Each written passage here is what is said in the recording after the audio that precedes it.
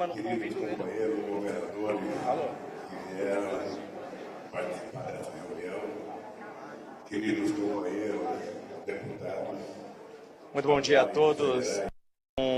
Meio-dia e 50, nós falamos aqui na sede da CUT em São Paulo, onde a cúpula do PT está reunida de maneira oficial, anunciou a candidatura de Luiz Inácio Lula da Silva nas eleições presidenciais deste ano. Neste momento, o ex-presidente fala por aqui. Vamos acompanhar. Hoje é um dia especial e é um dia que me dá orgulho.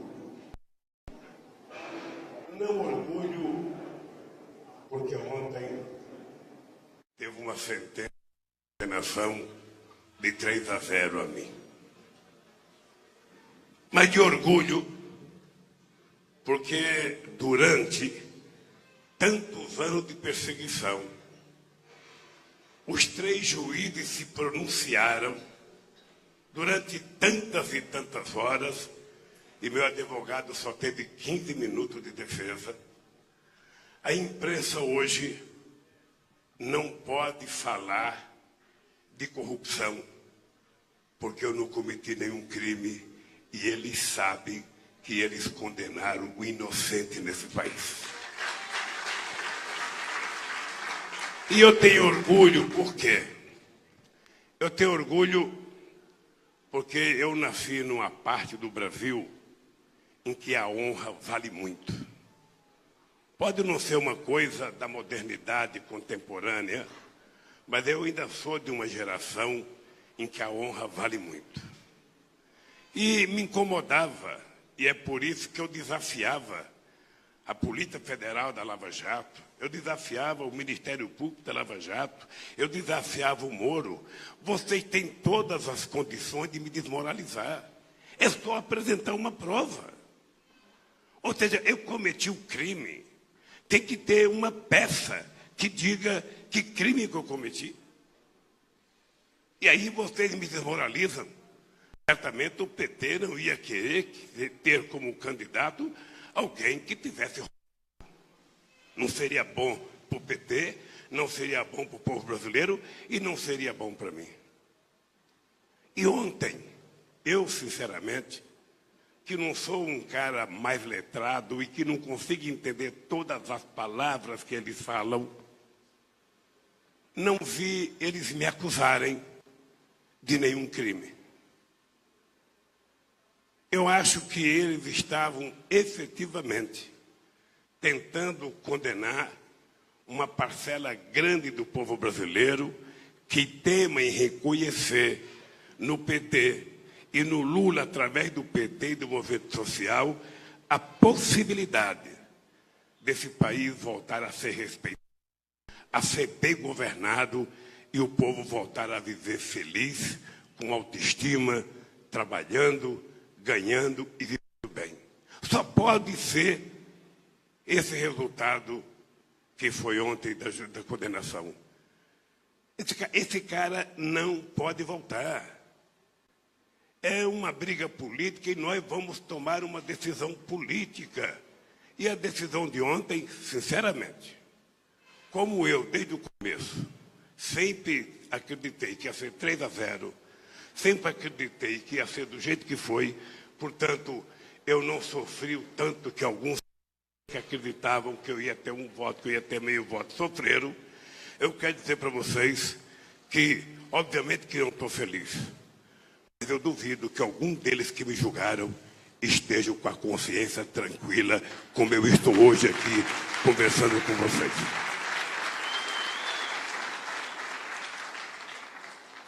Olha, eu estou quase virando candidato. E se eu virar quase candidato, eu vou virar presidente. Aí não vem colocar água para mim quando eu estiver falando, que eu não vou querer água. Possível. Um copinho de água só para mim beber aqui, para molhar a goela.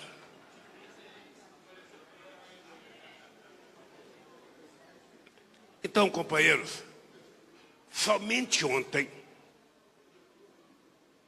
eu sei que alguma advogada aqui presente pode dizer assim para mim: ô Lula, você não pode falar mal do Poder Judiciário. E eu não falarei. Eu não falarei.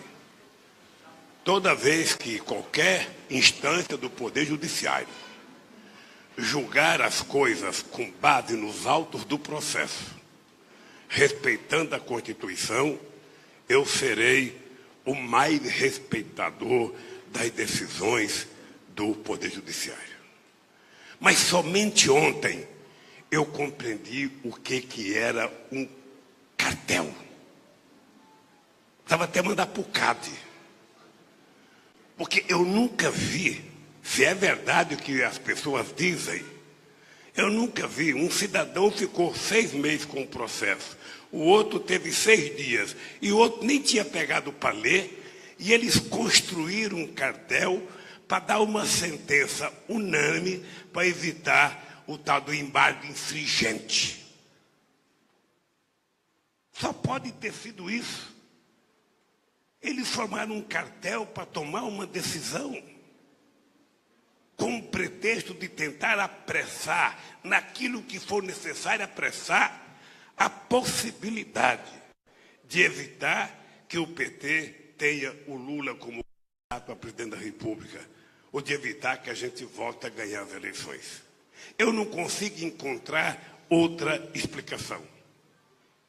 Porque se eles encontrarem um crime que eu cometi, eu, sinceramente, estaria aqui pedindo desculpa para vocês.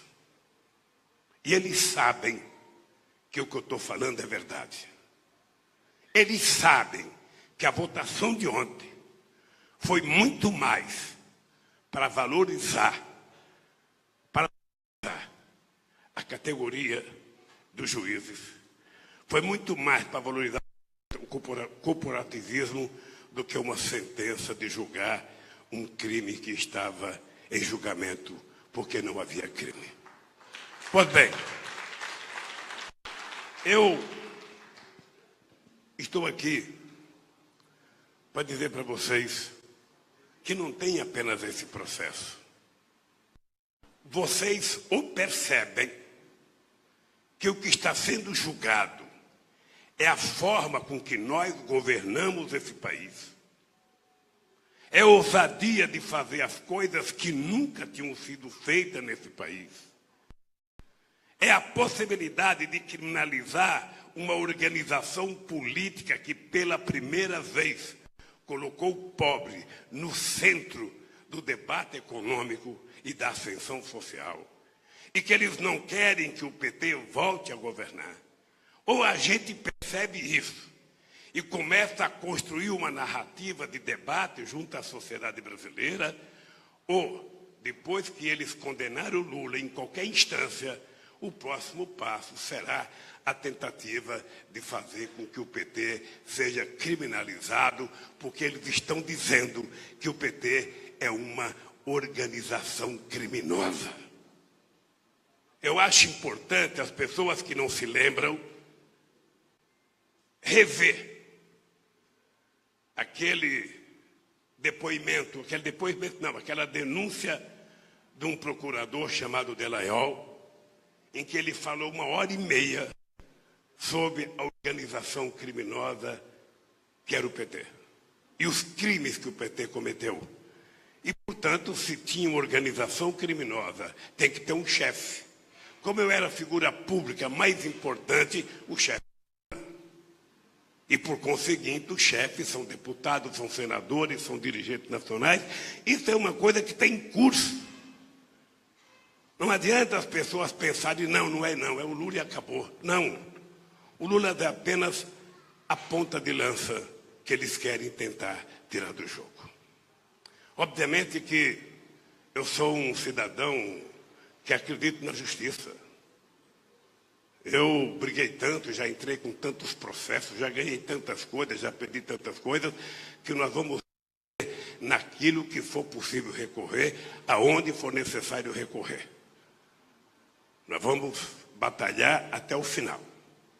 Mas eu acho que há muitas e muitas décadas eu não via uma reação de corporação como nós estamos vendo agora. É a corporação da Polícia Federal se prestando a fazer qualquer processo fazem qualquer processo, não importa a quantidade de mentiras, quem aqui já prestou depoimento sabe as perguntas que eles fazem, muitas vezes sem nexo, muita coisa sem nenhum interesse para o processo, mas eles perguntam e não interessa a tua resposta, interessa o que eles vão escrever depois. Então a gente começa esse processo com inquérito mentiroso feito pela Polícia Federal da Lava Jato. Depois a gente passa pela segunda fase da acusação mentirosa do Ministério Público. E depois a gente passa pelo julgamento da primeira instância, como no caso do Moro, que não deveria ter nem inquérito, nem acusação e aceitou. E nós estamos dizendo isso há muito tempo. E nós precisamos ter apenas a seguinte questão. O que nós fizemos de importante nesses últimos meses foi que nós conseguimos passar para a sociedade a questão política que está em jogo.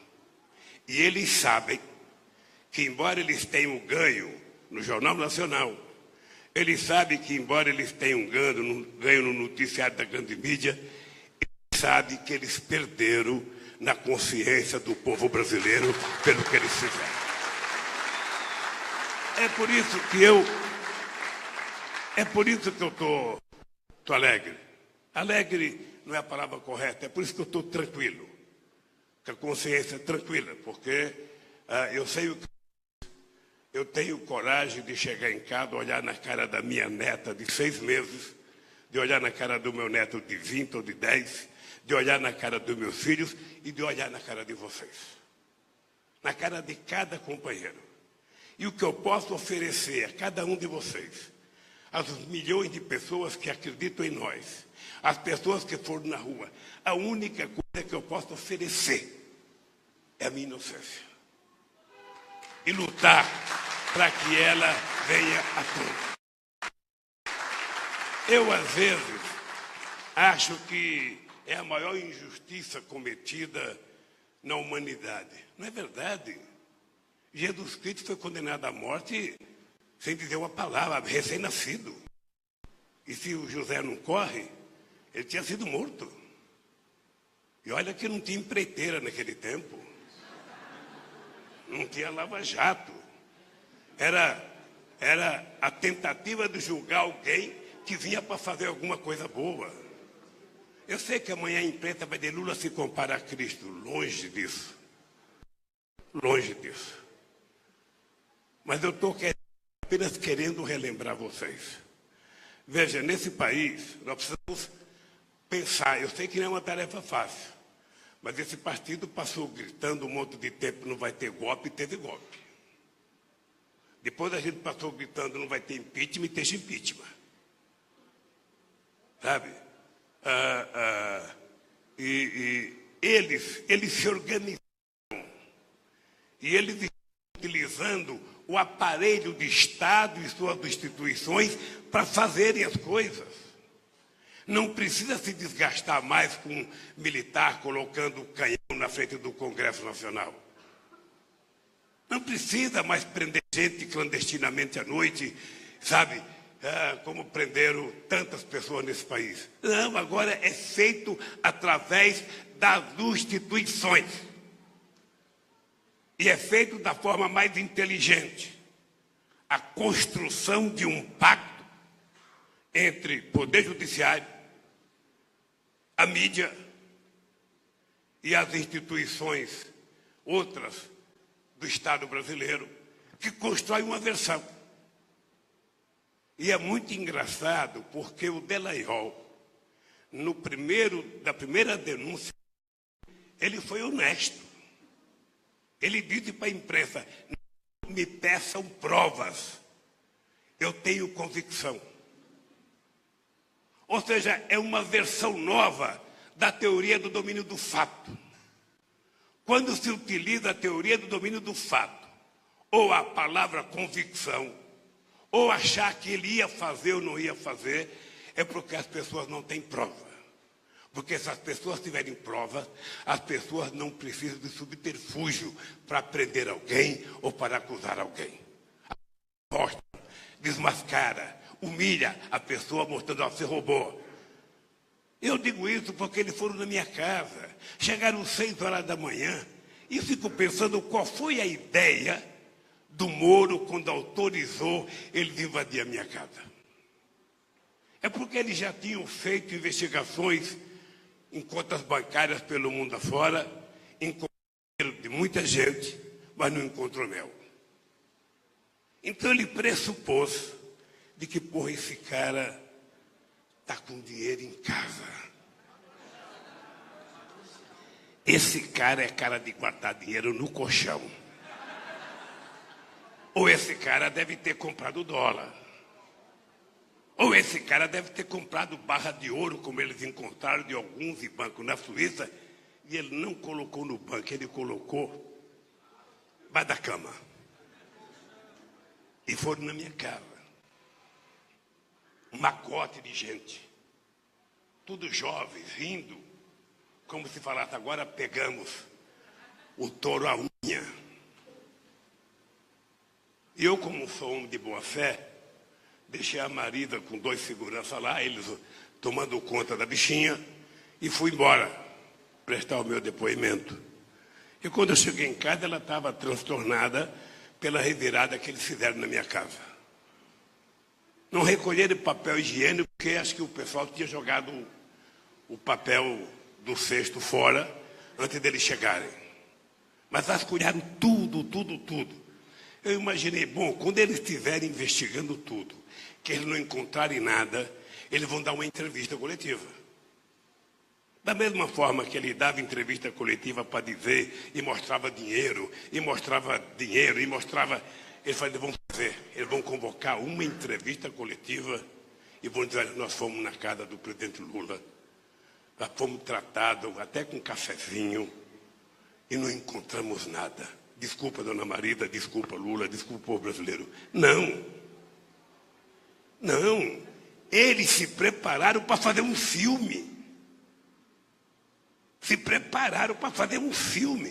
E eu acho que aquela ocupação da minha casa era o principal cenário do filme. Hein? Poderia ter ido na Vera Cruz, que já não existe mais, mas combinado pode emprestar. Ou numa coisa cinematográfica. Foram na minha casa, Benedita. Eles devem ter ficado muito decepcionados. Porque há muito tempo as pessoas falam para mim, Lula, abra a tua casa para a imprensa. Isso há muito tempo.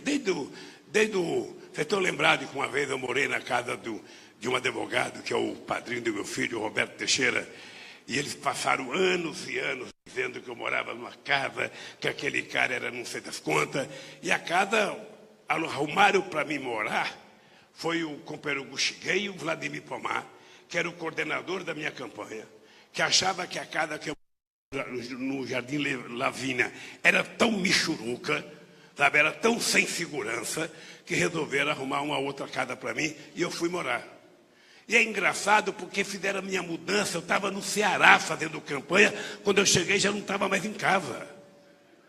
A dona Maria com as crianças foram para casa. Bem melhor a casa, quarto mais confortável, quintal grande. Obviamente que eu gostei. Fiquei lá 10 anos. Mas eles destruíram durante tanto tempo a história da casa, sabe, que eu, sinceramente, não sabia que era crime alguém emprestar uma casa. Por favor, não me empreste mais casa para nada. Não me empreste mais casa. Eu sei que foram lá na chácara e perguntaram para o dono da chácara por que o Lula na cama principal. Se ele soubesse que eu dormi na cama principal no palácio na Inglaterra, no palácio na Suécia, sabe, no palácio na Espanha.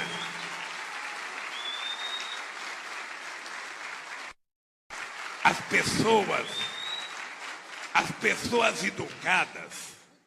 pessoas educadas de boa maneira, quando chega uma visita ilustre, como eu era presidente da República, você dá a sua cama para a pessoa dormir. Eu espero que vocês façam assim quando eu for na casa de vocês. Não é me colocar no quartinho da empregada, não. É na cama principal. Porque senão me avisa antes que eu não vou, porra. Eles perguntaram, agora, eu fiquei sabendo de uma coisa que você não tem noção que vai vir pela frente ainda. Você não tem noção. Eu tenho uma cachorrinha chamada Mel. Ela tem Atibaia na chácara do Fernando Bittar. E uma jararaca mordeu ela. Eles estão colocando no processo o fato da minha cachorrinha ter sido mordido por uma jararaca lá no sítio é a prova de que o sítio é meu. E o que é mais grave, foram entrevistar, sabe, interrogar a veterinária. Eu, se soubesse que ia ser isso tudo, eu deixava a jararaca comer mel, porra. E nós fomos bons, não matamos a jararaca. Pegamos a jararaca, um companheiro meu aqui, corajoso, pegou a jararaca pela cabeça, colocou dentro de um potinho e levou lá para veterinária. E a Mel está salva e a jararaca deve ter mordido o outro já. Podia ter mordido os caras que foram lá encher o saco, visitar, mas não morderam. Então, eu acho, companheiro, o que me deixa indignado é que nós estamos sendo vítima de uma trama. É uma trama premeditada. É uma coisa altamente premeditada. E eles encontraram uma coisa que detona qualquer político: corrupção. Corrupção é uma desgraça. Mesmo os amigos da gente, quando a gente é denunciado, no primeiro momento, até a gente não provar que não é, as pessoas falam, e se for? E se for? Sabe? Não é uma coisa simples você andar na rua e alguém gritar que você é ladrão. Isso é o que mais me coloca a minha honra à flor da pele. Porque eu aceito me chamar até de corintiano. Mas não posso aceitar que um canalha qualquer nesse país me chame de ladrão. Não posso aceitar.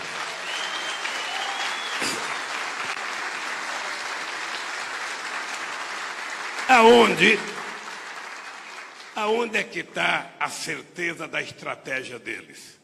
É que eles fizeram uma mistura entre tudo. Judiciário que julga, o público que acusa, a Polícia Federal que investiga, e a imprensa que torna verdade ou mentira a denúncia. Tá? E coloca o Poder Judiciário para dar legalidade a tudo que é feito. E ninguém nesse país pode dizer que alguém criou qualquer obstáculo nos nossos 14 anos de governo para impedir qualquer investigação nesse país. Essa moça era chefe da Casa Civil. O grande denunciante contra nós era um tal de senador honesto chamado Álvaro Dias, que prestava serviço, era informante da Veja. Tudo que saía contra ela era da mão do Álvaro Dias, que passava para a Veja. A Veja acreditava, e pau da Casa Civil. E a Polícia Federal queria entrar na Casa Civil e entrou para mexer no computador dela. Existe governo mais republicano que nós? Não existe. Nós somos tão republicanos que os republicanos estão pedindo direito, sabe, processando a gente por plágio. Porque ninguém nesse país foi mais republicano do que nós. Ninguém criou mais condições do Estado se defender do que nós. E, obviamente, que se nós, ou algum de nós, cometeu erro, tem que ser investigado, e se for provado que é verdade, tem que ser punido. Afinal de contas, nós temos que ter, sabe, consciência de que a lei foi feita para todos. Mas com a mesma coragem que você pune, você inocenta. O gesto é grande, tanto de você condenar, quanto de você inocentar. E eu não estou querendo ser candidato para me proteger. Não aceito que vocês me lancem uma pré-candidatura para me proteger. A minha proteção é a minha inocência. A minha proteção é a minha inocência. E se for candidato a presidente da República, não é para me inocentar. É para governar decentemente esse país e recuperar o que esse país pode produzir para o seu povo. Então é por isso, Gleice, que o Dom Pedro criou o dia do fico, e eu vou dizer, o dia do aceito. Eu aceito a indicação do pré-candidato pelo partido.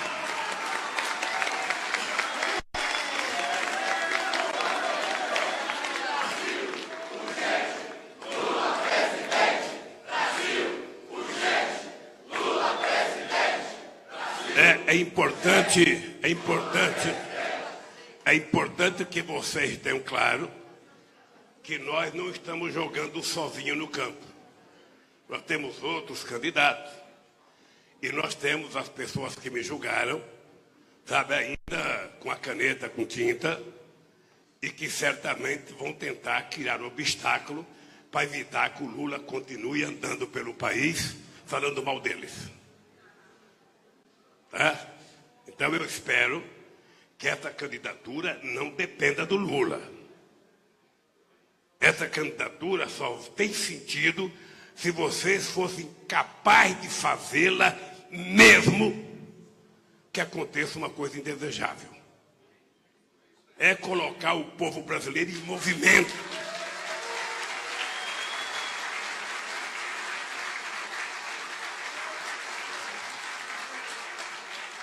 E nós temos uma arma poderosa. É cobrar deles todo santo dia. Que ele apresente uma prova do crime que eu cometi. Que diga ao Brasil qual foi o crime que eu cometi. E se eu cometi um crime, diga publicamente. Não pode dizer eu acho, eu penso, eu acredito, que isso não vale. Quem quer condenar alguém, condena por algo que seja bastante visível. O invisível. Não é condenar uma ideia. Até porque a ideia não se condena. A ideia não cabe numa cela. A ideia não cabe numa cova. A ideia sobrevive. E a ideia de que o povo brasileiro sabe cuidar do Brasil melhor do que a elite brasileira já ganhou corpo nesse país. Eu, companheiro Wellington, estava vendo o Jorge falar e ele tomou a visita que eu fiz ao Piauí. Ao invés de deixar o seu discurso, ele falou. Mas sabe uma coisa que eu me arrependo, querido? Eu me arrependo, Tião, é de não ter feito a cada 3 meses uma viagem.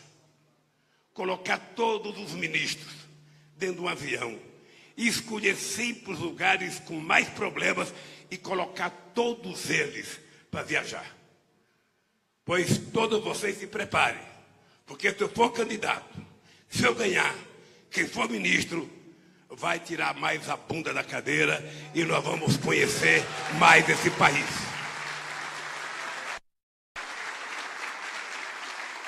Porque parece que não, mas sentado numa cadeira lá em Brasília, a gente perde um pouco da sensibilidade.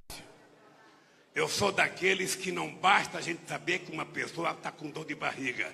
É preciso ver a pessoa, ver ela se contorcer, ver ela gemer. Porque saber, teoricamente, todo mundo sabe. E a fome nesse país, vocês estão lembrados que eu dizia, a gente só vai acabar com a fome quando a gente fizer com que a fome deixe de ser, sabe, apenas uma questão social para os sociólogos falarem para a gente escrever no discurso e se transformar num problema político. E ela se transforma num problema político quando o povo começa a perceber que democracia não é apenas gritar que está com fome ou gritar que quer comer. Democracia é comer de verdade, de manhã, de tarde e à noite. É isso que nós ensinamos nesse país. Democracia não é dizer que todos são iguais perante a lei. E nós sabemos que a lei sempre foi mais igual para um do que para o outro. Democracia é efetivamente mulheres tratadas com igualdade de condições dentro de casa, no trabalho, na rua, no partido, no sindicato. dentro de democracia é o negro não ser tratado como se fosse cidadão de segunda ou terceira categoria, como se fosse menos sabido. Esse dia eu estava vendo o filme da primeira Olimpíada que aconteceu no mundo, e que um negro americano foi disputar a corrida de 100 metros, e o que os alemães diziam dele, o que o Hitler dizia dele, o que o ministro do esporte dizia dele, que ele não podia correr. Chegaram a chantagear, claro, você deve ter visto o filme, porque você não perde nada que faz sobre os judeus, ou seja, mas os judeus chegaram a corromper o chefe da delegação americana, dando uma obra para ele fazer, para poder tentar evitar que o negro fosse inscrito. Os alemães e o negro se inscreveram, e ele, pela primeira vez, levou um monte de medalha de ouro, acabando com a história de que o branco tem supremacia sobre as raças. É isso que nós temos que fazer nesse país. Esse país em que predomina o preconceito. Eu falo preconceito porque todos vocês já foram vítimas de algum momento. Eles só aceitam o vermelho quando é no dia de carnaval, porque eles pensam que é fantasia. E nós temos que ter orgulho do que nós fizemos nesse país e ter sonhos do que nós vamos fazer. Porque eu hoje estou indo à noite, 1h da manhã, vou para a Etiópia e vou participar de um debate de como acabar com a fome até 2030 no continente africano. Nós tínhamos aprovado até 2025, mas eles resolveram fazer uma prorrogação, então eu vou. Não é uma viagem fácil, porque são 14 horas para ir, 14 horas para voltar e 14 para ficar lá. Ou seja, eu vou. Como eu vou para a África, e os nossos adversários são tão ignorantes, que eles, se eu fosse para a França, o Lula vai ficar exilado na França. Se eu fosse pensar, o Lula vai ficar exilado, como já falaram. Mas eu vou para a África, eles nem ousam, porque o preconceito é tão grande que eles não admitem que alguém possa ir para a Etiópia para ficar exilado. É assim, esse mundo. Voto por mais você que é professor de política exterior, você precisa saber que é assim. O preconceito é uma desgraça, é uma doença. E eu resolvi enfrentá-los. E ele só tem que saber de uma coisa. Esse ser humano simpático que está falando para vocês não tem razão, não tem nenhuma razão para respeitar a decisão de ontem. Não tem nenhuma razão. Porque quando as pessoas se comportam como juízes, eu sempre respeitei. Mas quando as pessoas se comportam como se fosse dirigente de partido político, contando inverdades a respeito da pessoa, não citando sequer a razão pela qual tem um processo, realmente eu não posso respeitar. Se eu respeitar essa decisão, eu perderei o respeito da minha neta de 6 meses, do meu neto de 4, do meu neto de 8, da minha filha, do meu filho, e perderei o respeito de vocês. E eu não vou perder o respeito de vocês.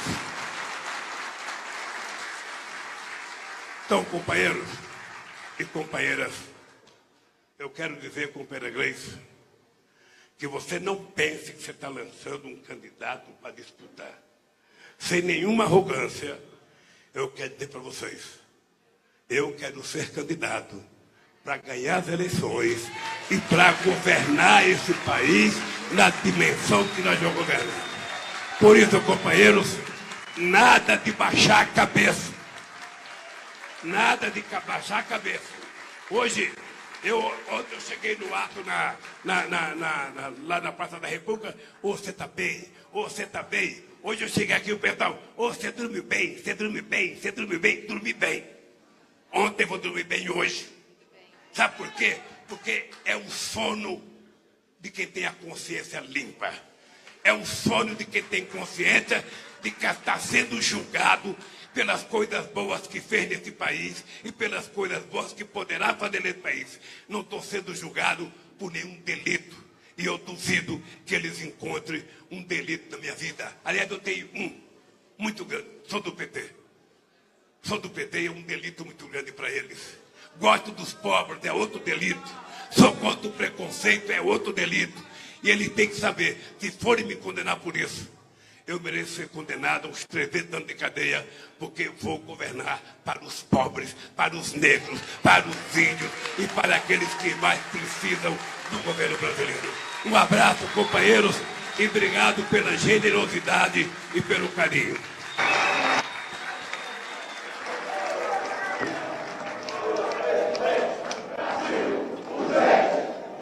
Portanto, vocês acabaram de acompanhar a fala do agora candidato à presidência da República, Luiz Inácio Lula da Silva, ao vivo, direto da sede da CUT em São Paulo.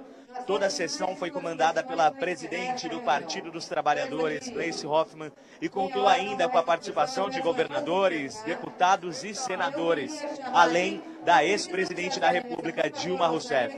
A reportagem completa da confirmação da candidatura de Lula à presidência você acompanha hoje, às 7 da noite, no seu jornal.